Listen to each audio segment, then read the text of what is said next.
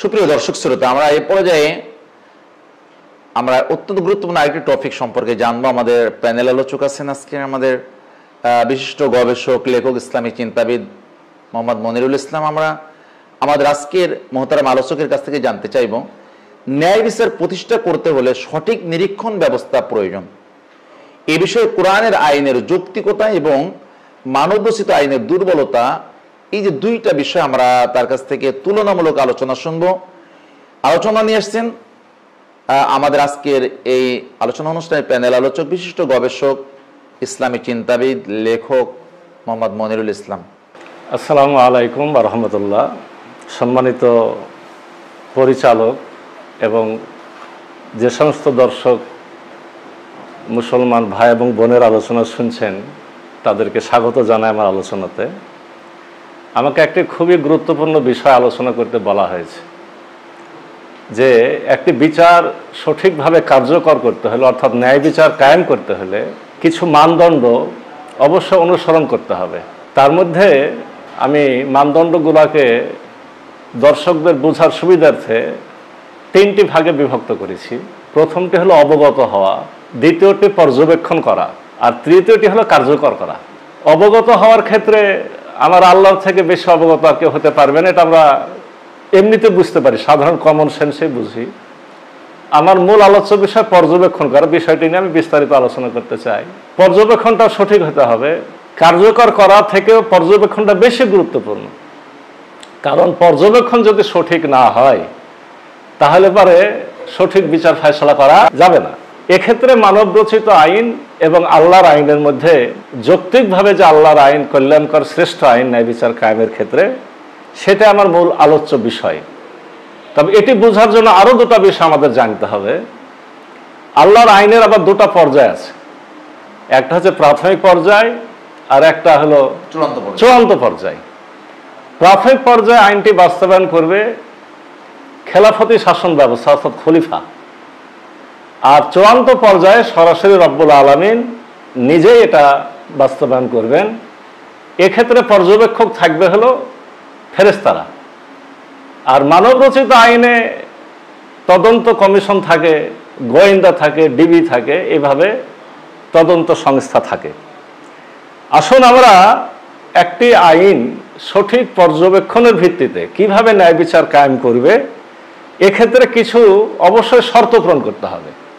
শর্তগুলো কি কি? মানুষের দিন রাত প্রকাশ্য গোপন সকল কাজ নিরীক্ষিত হতে হবে। 2 নম্বর মানদণ্ড হবে বাহ্যিক কাজের সাথে মনের অবস্থাও নিরীক্ষিত হতে হবে। 3 নম্বর হবে নিরীক্ষণের পদ্ধতি অবশ্যই নিখুঁত হতে হবে। 4 নম্বর হবে যে সকল কাজের ফলাফল চালু থাকে, যেটা আমরা আমলে জারিয়া বলতে পারি, আমলে জারিয়া, সে সকল কাজের নিরীক্ষণ পৃথিবী ধ্বংস হওয়া পর্যন্ত কার্যকর থাকতে হবে। এখন এই 4টি কাজের ক্ষেত্রে মানবরচিত আইন কতটুক পারে আর আল্লাহর আইন কতটুক এটা কার্যকর হয়, সেটা আমাদের মূল কথা আসবে। মানবরচিত আইনে যেটা শুরু করেছিলাম, যে মানবরচিত আইন দিন রাত প্রকাশ্য গোপন, এই বিষয় জানতে অপারগ, সম্ভবই না। কারণ মানবরচিত আইনে পুলিশ, গোয়েন্দা বিভাগ, এরা যেহেতু কাজটা করবে, তাদের দ্বারা একটা মানুষের দিন রাত গোপন প্রকাশ্য এটা কখনোই আপনার তদন্ত করা সম্ভব নয় বা পর্যবেক্ষণ করা সম্ভব নয়। কিন্তু আল্লাহর আইনের ক্ষেত্রে আমরা কি বলতে পারি? আল্লাহর আইন হলো প্রাথমিক স্তর যেটা দুনিয়াতে হবে, সেটা মানুষই কার্যকর করবে, অর্থাৎ খলিফা কার্যকর করবে। এক্ষেত্রে মানবরচিত আইনের যে ত্রুটি আর খলিফার আইনের যে কার্যকারিতা অবশ্যই বেশি, কারণ খেলাফতি শাসন ব্যবস্থায় যারা আইন কার্যকর করে তারা অবশ্যই আল্লাহ ভীরু। এজন্য সে যতটুকুই জানতে পারুক না কেন, জবাবদিহিতার অনুভূতি থাকার কারণে এটা অনেকাংশে ভালো হয়। তারপরও ধরে নিতে হবে এটা ত্রুটিপূর্ণই থাকবে, যেহেতু মানুষ। আল্লাহ রাব্বুল আলামিন যে সকল সময় আমাদের সকল কাজ পর্যবেক্ষণ করেন, এজন্য তিনি ফেরেশতা নিযুক্ত করে রেখেছেন। আমরা এই আয়াত সবাই জানি, সূরা ইনফিতারের 10 থেকে 12 নম্বর আয়াত, ওয়া ইন্না আলাইকুম লাহাফিজিন কিরামান কাতিবিনা ইয়ালামুনা মা তাফালুন, যে আমি অবশ্যই তাদের উপর নিযুক্ত করে রেখেছি তত্ত্বাবধায়ক ফেরেশতাগণ, তারা সম্মানিত এই সম্মানিতর মধ্যে একটা ব্যাখ্যা আছে। ফেরেশতাদেরকে কেন এখানে সম্মানিত বলা হলো? ফেরেশতারা দুনিয়ার ডিবি গোয়েন্দার মতো ঘুষ খাবে না, সে আপনার কথায় প্রভাবিত হবে না, আপনার কথায় প্রতারিত হবে না। রব্বুল আলামিন তাদের কেমন পাওয়ারফুল করেছেন, সে সঠিকটা শুনবে, সঠিকটা বুঝবে, সঠিকটাই পর্যবেক্ষণ করবে, সঠিকটাই রেকর্ড করবে। রব্বুল আলামিন সূরা নহলের 19 নম্বর আয়াতে বলছেন, আল্লাহু ইয়ালামু মা তুসিররুনা ওয়া মা তুলিনুন। রব্বুল আলামিন বলছেন, তোমরা যা গোপন করো এবং যা প্রকাশ করো আল্লাহ সেসব বিষয় জানেন। তাহলে আমরা বুঝে ফেললাম যে ফেরেশতারা তো নিযুক্ত আছে, আল্লাহর কাছে সকল বিষয় সাথে সাথে অবগত করানো হচ্ছে এবং সেটা আল্লাহর কাছে রেকর্ড হচ্ছে। অতএব রব্বুল আলামিনই শুধু পারেন আমাদের দিন রাত প্রকাশ্য গোপন সকল বিষয়ে সঠিক পর্যবেক্ষণ। তিনি সরাসরি ইন্নাহু বিমা তা'মালুনা বাসীর, তিনি প্রত্যেক মানুষের কাজ দেখেন সরাসরি, আল্লাহ তাআলা সরাসরি দেখেন। এখানে ফেরেশতাদেরও কোনো প্রকার গাফলতি করার কোনো সুযোগ নাই। এটা পরের আয়াতে আসলে এটাই বোঝানো হলো। আমি দ্বিতীয় যে শর্তটি আলোচনা করতে চাচ্ছি যে বাহ্যিক কাজের সাথে মনের অবস্থা পর্যবেক্ষণ করা। বাহ্যিক কাজের সাথে মনের অবস্থাও পর্যবেক্ষণ করা। তো আমরা যদি দেখি যে দুনিয়ার আইনে একটা লোক ইচ্ছাকৃতভাবে অন্যায়টা করলো, না বাধ্য হয়ে করলো, না বোঝার কারণে করলো, এই মানব রচিত আইন সেগুলো পর্যবেক্ষণ করতে পারবে না, তাদের দ্বারা এটা বিচার করা সঠিক করেও না তারা। কারণটা হলো যে সে লোকটা আসলে কোন অবস্থার প্রেক্ষিতে করেছে এটা আইনে লেখা নেই, করেছে কি বা করে নাই, এটা হলো তাদের দেখার বিষয়। তাহলে আমরা দেখতে পাচ্ছি যে মানব রচিত আইনে বাহ্যিক কাজের সাথে মনের অবস্থা পর্যবেক্ষণ করার কোনো সুযোগ নাই। যদিও ইদানিংকালে বলা হয়ে থাকে যে কিছু ব্যবস্থা চালু হয়েছে, কিন্তু এই ব্যবস্থাটা কি খুবই প্রাথমিক পর্যায়ে, পর্যাপ্ত না, এবং কোনো দিনও এটা সম্ভব হবে না যে মনের অবস্থা আসলে পরিপূর্ণভাবে কি ছিল এটা পর্যবেক্ষণ করতে পারবে না। কিন্তু রব্বুল আলামিনের আইনে, যেটা আমরা প্রাথমিক ক্ষেত্রে যেটা বলছিলাম খেলাফতের শাসন ব্যবস্থায়, তারা অবশ্যই এমনিতে বর্তমানে যেটা আমাদের কাছে প্রচলিত মানব রচিত আইন তার থেকে অবশ্যই কিছুটা ভালো হবে। ওই একই কথা, তাদের কানেকশন থাকে আল্লাহর উপর জবাবদিহিতার কারণে। আর রব্বুল আলামিনের ক্ষেত্রে সেটা কেমন? সূরা তাগাবুন 4 নম্বর আয়াতে আল্লাহ বলছেন, ইয়ালামু মা ফিস সামাওয়াতি ওয়াল আরদি ওয়া ইয়ালামু মা তুসিরুনা ওয়া মা তুলিনুন আল্লাহু আলিমুম বিজাতিস সুদূর। আল্লাহ বলছেন, আকাশসমূহ পৃথিবীতে যা কিছু আছে সবই তিনি জানেন। তোমরা যা গোপন করো, যা প্রকাশ করো, সবই তিনি জানেন। আর আল্লাহ অন্তরের বিষয়টাও জানেন, আল্লাহ অন্তরের বিষয়েও খবর রাখেন। আল্লাহ বলছেন গোপন বিষয়গুলো সেদিন কিন্তু পরীক্ষা করা হবে আখিরাতের ময়দানে। সূরা নম্বরের 74 নম্বর আয়াতে আল্লাহ বলছেন, ওয়া ইন্না রাব্বাকা লা ইয়ালামু মা তুকিন্নু সুদুরুহুম ওয়া মা ইউলিনুন। আর তারা অন্তরে যা গোপন রাখে এবং যা প্রকাশ করে তা তোমার রব অবশ্যই জানেন। আগের কথাতে বলা হলো জানেন, আর এখানে বলছে অবশ্যই জানেন, এটা তাকিদ দিয়ে বলা হলো। এছাড়া সূরা বাকারা 284 নম্বর আয়াত আমাদের খুবই পরিচিত, ওয়াইন তুবদু মা ফি আনফুসিকুম আও তুখফুহু ইউহাসিবকুম বিহিল্লাহ ফায়াগফিরু লিমান ইয়াশা ওয়া ইউআযিবু মান ইয়াশা। তোমাদের মনে যা আছে, তোমরা যা প্রকাশ করো, যা গোপন রাখো, আল্লাহ তোমাদের কাছ থেকে তার হিসাব নেবেন এবং আল্লাহ তার নির্ধারিত পদ্ধতি অনুযায়ী, তার নির্ধারিত আইন অনুযায়ী যাকে ইচ্ছা ক্ষমা করবেন এবং যাকে ইচ্ছা শাস্তি দিবেন। আল্লাহর প্রোগ্রামে যেটা শাস্তি দেওয়া সেটাতে শাস্তি দিবেন, আর যেটাতে নেকি দেওয়া তিনি নেকি দিবেন, যাকে মাফ করা মাফ করবেন, যাকে শাস্তি দেওয়া শাস্তি দেবেন। তাহলে আমরা যেটা বুঝে নিলাম যে ফেরেশতারা হলো আল্লাহর গোয়েন্দা এবং তারা সকল কিছু রেকর্ড করে রাখছে। আর এই চূড়ান্ত বিচারের দিনে এই রেকর্ড অনুযায়ী রব্বুল আলামিন পুরস্কার বা শাস্তি দেবেন।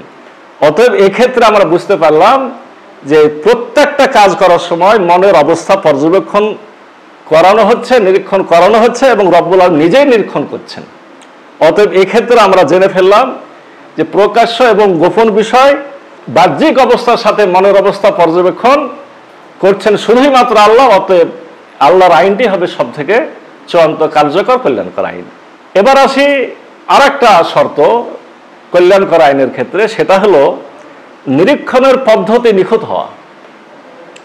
নিরীক্ষণের পদ্ধতি নিখুঁত হতে হবে। এই প্রশ্নটা আসতো না। আলহামদুলিল্লাহ আধুনিক সময়ে আমরা যখন ভিডিও রেকর্ডের ব্যবস্থা পেয়ে গেছি তখন এই আলোচনাটা আসা দরকার। কারণ ভিডিও রেকর্ড যখন এসেছে তখন আমরা খুব ভালো করে বসছি যে রব্বুল আলামিন কিভাবে আপনার আমার কথা কাজ রেকর্ড করছে, বিশেষ করে সিসি ক্যামেরাতে আরো বেশি। কোন এক জায়গায় যেই আগে খেয়াল করে অনেকে যে ডানে বামে বা সিসি ক্যামেরা আছে না নাই। আল্লাহ রাব্বুল আলামিন আমাদের আশেপাশে এমন ভাবে অনুপরমাণুকে নিযুক্ত করে রেখেছেন, এটা আমাদের কিন্তু সকল কাজ রেকর্ড করছে। আমি যেটা বলছিলাম যে তাহলে বিচারের সময় নিরীক্ষণের রেকর্ডটি পর্যালোচনা করে সঠিক সিদ্ধান্তে আসতে বিচারকের যাতে কোনো অসুবিধা না হয় এইভাবে রেকর্ড হতে হবে। 2 নম্বর হলো, যে ব্যক্তি বিচারের কাঠগড়ায় দাঁড়ানো থাকবে সেও সবকিছু দেখার পরে সেও স্বীকার করতে যাতে বাধ্য হয় যে সে কাজটা করেছে, মানে অস্বীকার করার যাতে কোনো সুযোগ সে না পায়। এক্ষেত্রে আমি যেটা বলছিলাম যে কোনো কিছু লিখে রাখার বিষয়টা আমরা এতদিন ধরে আলোচনা করেছি। লিখে রেখে সাক্ষী নিয়ে এসে উপস্থাপন করা, এর দ্বারা কিন্তু বিচারক সঠিক বিচারক করতে পারবে না। দোষী সেও স্বীকার নাও করতে পারে যে আমি কখন করলাম। এখন যেটা পেয়েছি, রব্বুল আলামিন ভিডিও নিরীক্ষণ পদ্ধতির মাধ্যমে আমাদের রেকর্ড করছেন এবং ভিডিও রেকর্ডের দ্বারাই সম্ভব হবে যে সঠিক বিচারও করা এবং আসামির দোষ স্বীকারও করে নেওয়া। মানবরচিত আইনে কখনো এটা সম্ভব হবে না যে একটা মানুষের 24 ঘন্টার মানে আচার আচরণ সে রেকর্ড করবে, এটা কখনোই সম্ভব হবে না। কিন্তু রব্বুল আলামিন শুধু নির্ধারিত সময় নয়, গোটা জীবনের শুরু থেকে শেষ পর্যন্ত রব্বুল আলামিন তার ভিডিও রেকর্ডিং এর মধ্যে রেকর্ড করছেন। এই ব্যাপারে আমরা আগের আয়াতটা বলতে পারি, ওয়াইন্না আলাইকুম লাহাফিজিন কিরামান কাতিবিনা ইয়ালামুনা মা তাফালুন। নিশ্চয় রব্বুল আলামিন নিযুক্ত করে রেখেছেন সকলের উপরে তত্ত্বাবধায়ক ফেরেশতা, যারা সঠিকভাবে নিরীক্ষণ করে প্রকাশ্য গোপন সকল বিষয়ে। আর আমরা যখন ওই আয়াতটি পড়ব যে রব্বুল আলামিন বলছেন ওয়ালাকাদ খালাকনাল ইনসানা ওয়া না'লামু মা তুওয়াসবিসু বিহি নাফস, আর নিশ্চয় আমরা মানুষকে সৃষ্টি করেছি আর তার প্রবৃত্তি তাকে যে মন্ত্রণা দেয় তা আমরা জানি। ওয়া নাহনু আকরাবু ইলাইহি মিন হাবলিল ওয়ারিদ, আমি তার ঘাড়ের ধমনীর চেয়েও খুবই কাছে আছি। ইজ ইয়াতালাক্কাল মুতালাক্কিয়ানি আনিল ইয়ামিনি ওয়া আনিস শিমালি কাঈদ, দুজন সংগ্রহকারী ফেরেশতা ডানে আছে এবং বামে আছে। মা ইয়ালফিজু মিন কাওলিন ইল্লা লাদাইহি রাকীবুন আতীদ, সে যে কথাই উচ্চারণ করুক না কেন তার কাছে থাকে একজন সদা প্রস্তুত পর্যবেক্ষক। তাহলে এখানে আমরা কি পেলাম? আল্লাহ প্রথমে বললেন যে মানুষের মনের কথা তিনি জানেন এবং জানতে পারেন। তারপর তিনি বললেন তিনি বা তার কর্মচারীরা সর্বক্ষণ মানুষের চারপাশে অতি নিকটে অবস্থান করছেন। সবশেষে তিনি আমাদের জানালেন দুজন ফেরেশতা মানুষের সাথে সর্বদা থাকেন এবং মানুষের কথা সংরক্ষণ করেন। এখন এই সংরক্ষণের পদ্ধতি যে ভিডিও রেকর্ডের মাধ্যমে, সেটা আমরা পাচ্ছি কোথায়?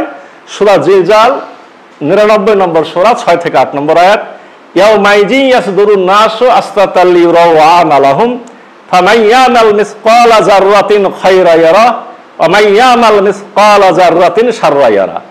সেদিন অর্থাৎ কিয়ামতের দিন মানুষ ভিন্ন ভিন্ন দলে বের হয়ে আসবে এবং তারা সম্মুখে অগ্রসর হবে তাদেরকে যাতে তাদের কৃতকর্ম দেখানো যায়। অর্থাৎ কেউ অনুপরিমাণ ভালো কাজ করলেও সে দেখতে পাবে, কেউ অনুপরিমাণ মন্দ কাজ করলেও দেখতে পাবে। এখানে সরাসরি ইউরাউ আমালাহুম স্পষ্ট বলে তারা যাতে দেখতে পায়, তো রেকর্ডটাই তারা দেখবে, এই আয়াতে এটা স্পষ্ট করে দেওয়া হয়েছে।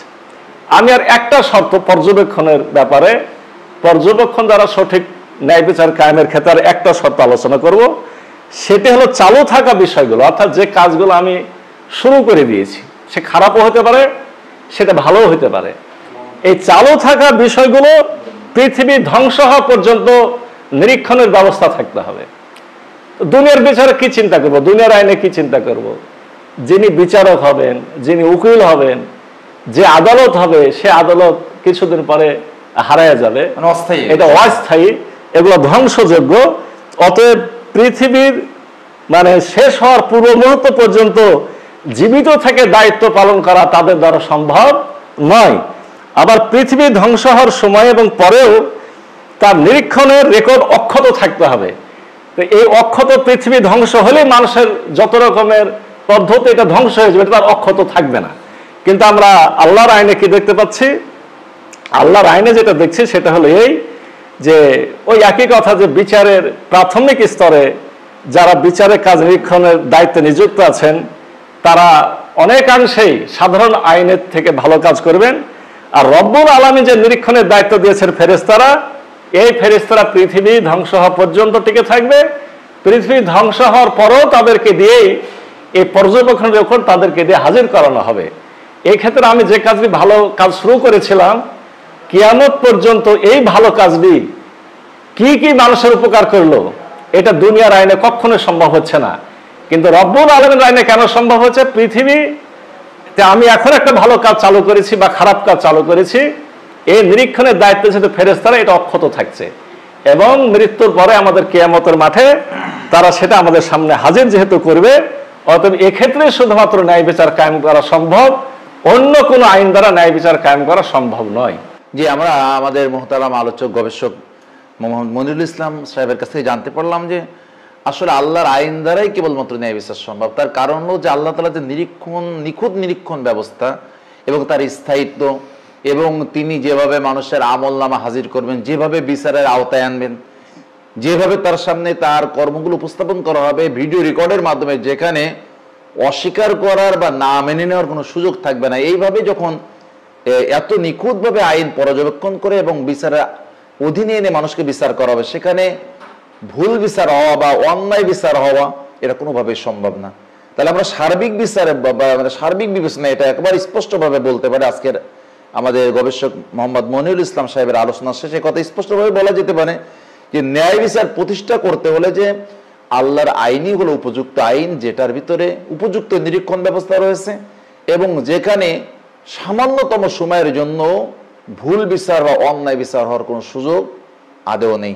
তাই আসুন আমরা মানবরচিত আইন নয়, বরং কিভাবে আল্লাহ প্রদত্ত আইনের আওতায় এসে আমরা একটি সুখী সমৃদ্ধ এবং ইনসাফপূর্ণ সমাজ প্রতিষ্ঠা করতে পারি, তার অবশ্যই আমাদের প্রচেষ্টা আমাদের জায়গা থেকে থাকতে হবে। আল্লাহ তাআলা আমাদেরকে সে তৌফিক দান করুন।